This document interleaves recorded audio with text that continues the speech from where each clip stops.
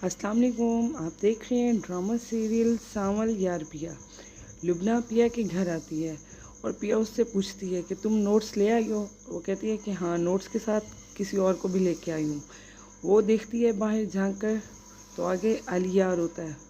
उसको देखकर वो बहुत ज़्यादा हैरान हो जाती है और वो भी पिया को इस हुलिये में देखकर हैरान हो। पिया क्या कर रही है? पिया उनको देखकर फ़ौरन से दरवाज़ा बंद कर देती है, जिस पर वो दोनों चौंक जाते हैं कि ये क्या हुआ है। लेकिन फिर पिया अपना हुलिया ठीक करके आती है, दरवाज़ा खोलती है और उनको सलाम करती है। फिर लुबना उसे बताती है कि देखो, ये आपसे बहुत ज़्यादा मिलने के लिए बेचैन हो रहे थे, इसलिए मैं इनको ले आई। पिया खुश नहीं होती उनको देखकर, क्योंकि उसे अच्छा नहीं लग रहा होता कि अलिया उसके घर आया है। वो इतने में उनकी अम्मी आती है और उनको अंदर ले जाती है। फिर लुबना का हाथ पकड़ कर पिया उसको ले जाती है और कहती है कि तुम पागल हो गई हो जो तुम अलियार को यहाँ ले आई हो। फिर लुबना उसे कहती है कि मैं क्या करूँ, वो इतना मेरा सर खाए जा रहा था, इतना पूछ रहा था तुम्हारे बारे में। फिर वो उसको कहती है कि तुम कैसे आए हो तुम लोग। वो कहती है रिक्शे से। इस पर पिया अपना सर पकड़ कर खड़ी हो जाती है और कहती है या अल्लाह, ये तुमने क्या किया। इधर अली यार पिया की अम्मी और अब्बू के साथ बातें कर रहा होता है। पिया के अब्बा को अच्छा नहीं लगता कि वो उनके घर आया है, लेकिन फिर भी वो उससे पूछता है क्या तुम्हारे बाबा क्या करते हैं। फिर अली यार उनको बताता है कि वो बिल्डर्स हैं और वो पहले दुबई में होते थे, अब फिर यहाँ पे शिफ्ट हो गए हैं। इतने में उसकी अम्मी कहती है कि ये वो बच्चा मिलने आया है, आपकी अयादत करने आया है और आप क्या सवाल लेकर बैठ गए हैं। कि इतने में पिया और लुबना आती हैं। लुबना चाय लेकर आती है अली यार के लिए। उसका अब्बा उसको गुस्से से देख रहा होता है। पिया को पता चल जाता है कि अब्बा गुस्से में है। फिर वो अली यार को देखती है, वो भी उसे देख रहा होता है। कि इतने में मूसा भाई आते हैं सांवल से मिलने। सांवल उनके दफ्तर में गया होता है मिलने। फिर वो कहता है कि मूसा भाई कहता है सांवल को कि मुख्तियार की कुछ ज़मीन है, उसके बारे में मैंने तुम्हें बुलाया था। फिर वो कहता है कि हाँ साईं, मैं भी उसी सिलसिले में आपसे बात करने आया हूँ। वो मूसा भाई उसको बताता है कि मुख्तियार के बंदों से वो काम नहीं हो रहा, वो काम तुम कर दो। फिर सांवल कहता है कि वो मेरे किसी अपने की है ज़मीन। उस पर वो उसको कहता है कि उसको डबल कीमत बल्कि ट्रिपल कीमत दिलवा दो, लेकिन काम हो जाना चाहिए। इतने में ये लोग जा रहे होते हैं यूनिवर्सिटी। पिया उनको कहती है कि जाओ, आप लोगों को लेट हो रहा है, आप लोगों ने घर भी जाना है। वो अल्लाह हाफिज़ करता है और वो खुश होता है। अपनी आंटी को कहता है कि आप लोग ज़रूर आइएगा हमारे घर में। इधर ये लोग रिक्शे में बैठे होते हैं। सिग्नल पर जब गाड़ी रुकती है और उनका रिक्शा भी साथ में रुकता है, तो मूसा भाई अली यार को देख लेते हैं कि वो रिक्शे में बैठा हुआ है। जब इधर रिक्शा और गाड़ियाँ आ रही होती हैं रोड पर, तो फिर ये जैसे ही रिक्शा रुकता है, इधर से मूसा भाई देखते हैं। अचानक उनकी नज़र अली यार पर पड़ती है। वो देखते हैं और उनको लगता है कि ये तो मेरा बेटा है। कि वहाँ से रिक्शा चल रवाना हो जाता है। फिर ये परेशान बैठा होता है।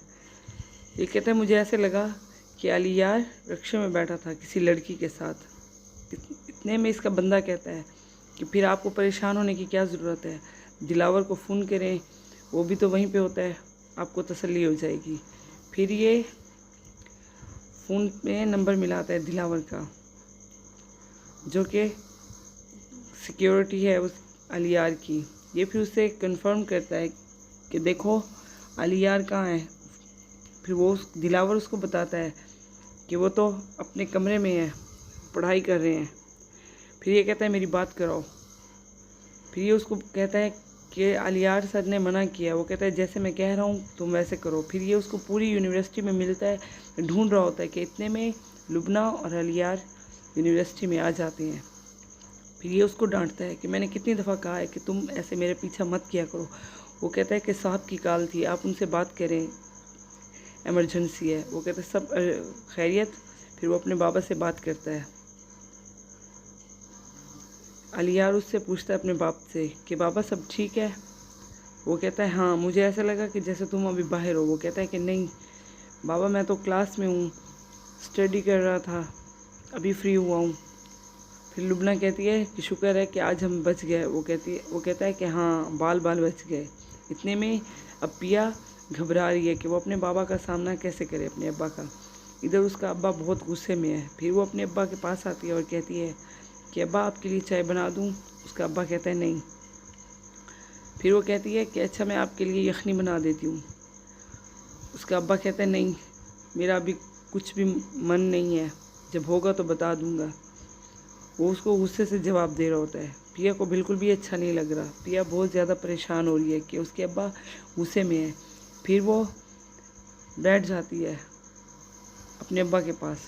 वो कहती है कि अब्बा मैं तो किसी से भी बात नहीं करती, लड़कों से तो दूर, मैं तो लड़कियों से भी बात नहीं करती ज़्यादा। आज से मेरा लुबना से भी ख़त्म बात करना। अगर आप कहेंगे तो मैं यूनिवर्सिटी ही नहीं जाती, मैं सब कुछ बंद कर देती हूँ। लेकिन उसका बाप कहता है कि नहीं, आइंदा ख्याल रखना कि ऐसा कुछ ना हो। उसका बाप फिर उससे राज़ी हो जाता है। इधर सामल बैठा होता है, वकील को बुलाता है। वकील इसके पास आके बैठता है। ये वकील को सारा माजरा बताता है कि ये लोग शरीफ हैं, आपका बेटा जिस उस्तानी के पास पढ़ता है वो असलम की बेटी है।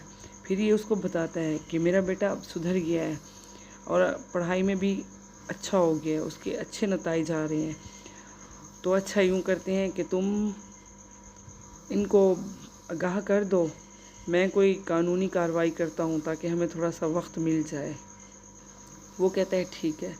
इधर इसका मूड ख़राब होता है असलम का कि ज़किया आती है और वो कहती है कि क्या हुआ है, आप नहीं जानते हमारी पिया कितनी अच्छी है, वो लड़कों के बारे में दोस्ती का तो सोच भी नहीं सकती। वो जब कह के जाती है तो असलम को अपना पुराना वक्त याद आता है कि किस तरह जब इसकी बीवी फौत हो गई थी और बहुत छोटी थी पिया, वो अपने दोस्त के घर में आया था रहने के लिए। फिर वो पूछती है आमना कि अपनी बेटी का नाम रखा है। ये कहता है कि नहीं, मैंने तो उसका कोई भी नाम नहीं रखा। फिर ये कहता है उसको, असलम कहता है अपने दोस्त को कि मुझे कोई काम दिलवा दो, मैं वर्कशॉप का सारा काम जानता हूँ। वो कहता है कि ठीक है, मैं तुम्हारे लिए सुबह बात करूँगा। अभी तुम्हारा कमरा मैंने तैयार करवा दिया है, बैठक में तुम्हारा बिस्तरा बनाया है, तुम वहाँ पे सो जाओ।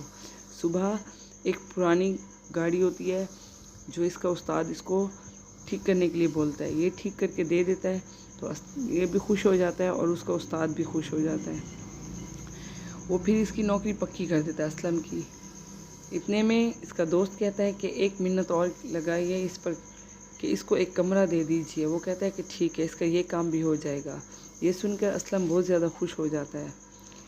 इधर ज़किया होती है जो कि 2 महीने हुए होते हैं इसकी शादी को, ये बेवा हो जाती है। पिया इसके पास होती है। इसका नहीं पता कि इसका क्या नाम है ज़किया को, लेकिन फिर वो कहती है कि देखो कितनी प्यारी है ये, इसकी आवाज़ मुझे बहुत अच्छी लगती है, बल्कि ये तो पूरी की पूरी मुझे बहुत अच्छी लगती है। हम भाभी इसका नाम पिया रखते हैं। बस फिर उसको एकदम वो चौंक जाता है असलम। इधर बाहर बारिश हो रही होती है। पिया देखती है तो खुश होती है, उसको बहुत अच्छा लग रहा होता है बारिश का मौसम। फिर वो बारिश में नहाने जाती है। इधर अलियार और सामल पिया के बारे में ही सोच रहे होते हैं दोनों। इधर सुबह सुबह तैयार होता है।